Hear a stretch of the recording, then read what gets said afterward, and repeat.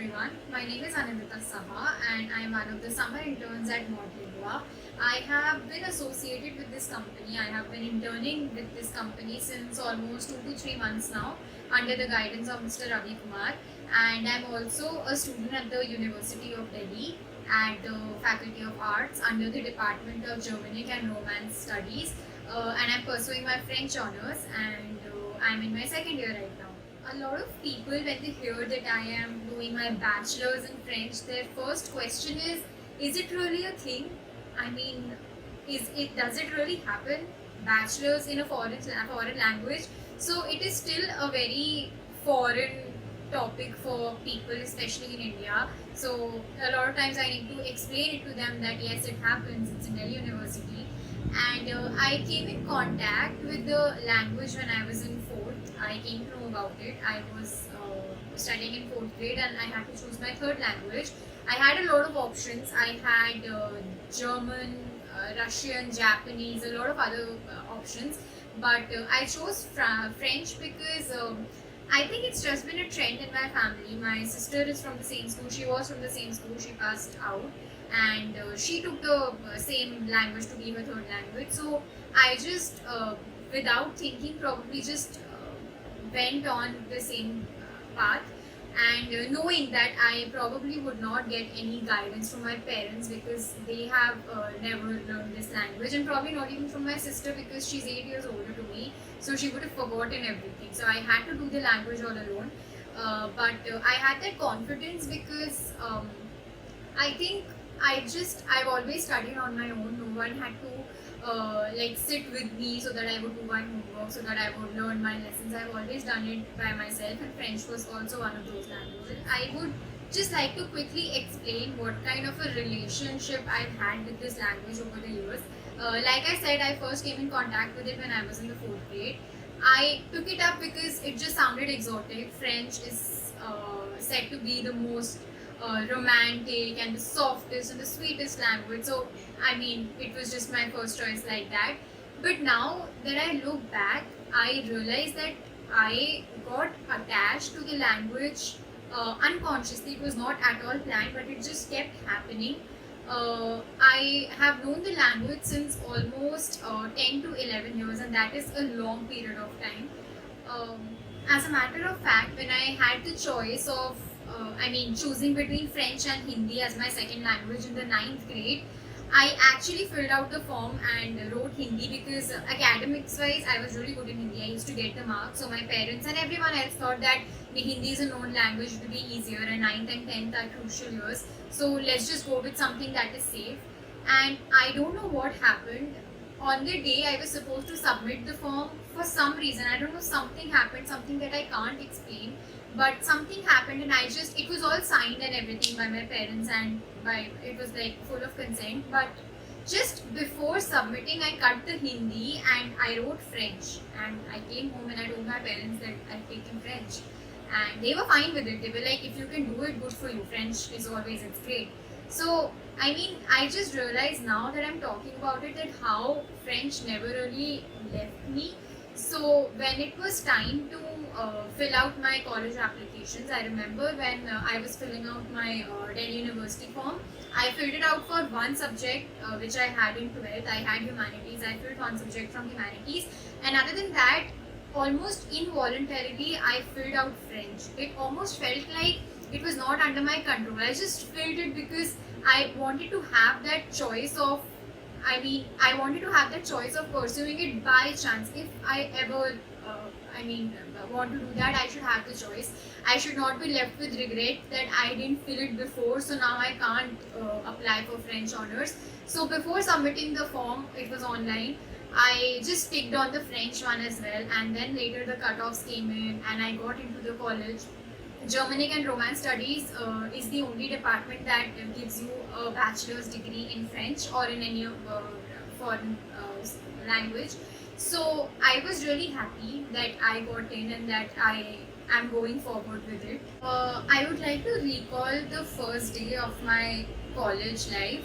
So we were like 20-25 people in my class. We were all sitting on the first day, and one of our teachers, she's still with us, one of our teachers was teaching us something, and she was of course speaking in French. There was no English in the class, and we had to do some kind of a role play. I clearly remember that day because that was the day when I realized that what I really want to do in life. I was mesmerized by the way my teacher was speaking French. It was so fluent, it was so, I mean, it was just, I can't explain it in words.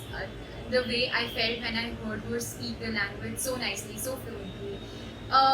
The main reason was that in school I never really heard a lot of French, especially in that accent, because in school, I mean, we are young, so the teachers teach you French in English. So I had never heard the French language in that way, the way I heard it in my college.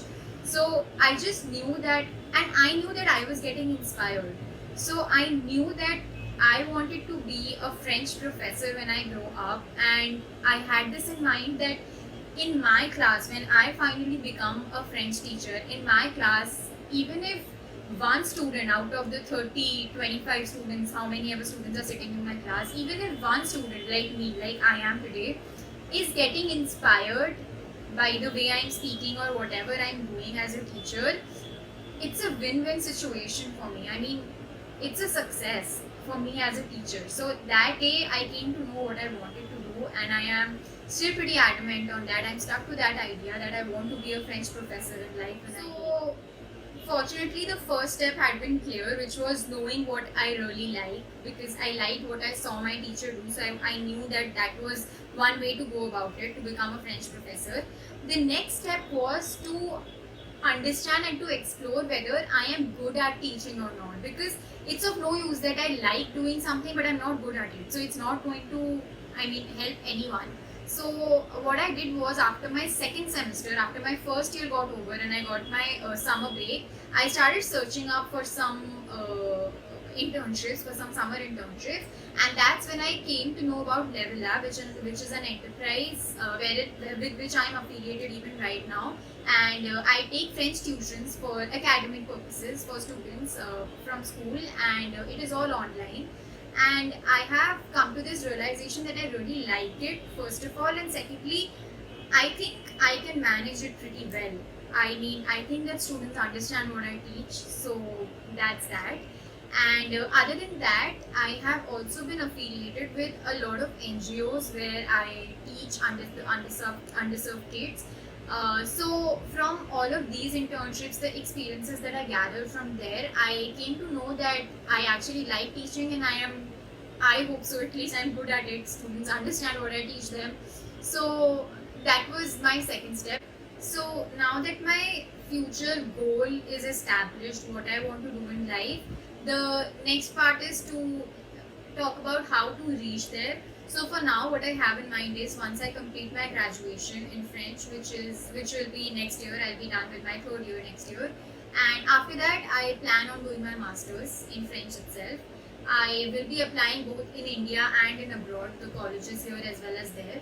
For now, for master's level, I don't really have any preference that I want to go to abroad, or specifically France or Canada, which are francophone countries, for doing my masters, because I think that India and anywhere else abroad, France, Canada, whatever, Switzerland, the colleges here and there for master's level, India is at par with them. So I don't have a preference that way.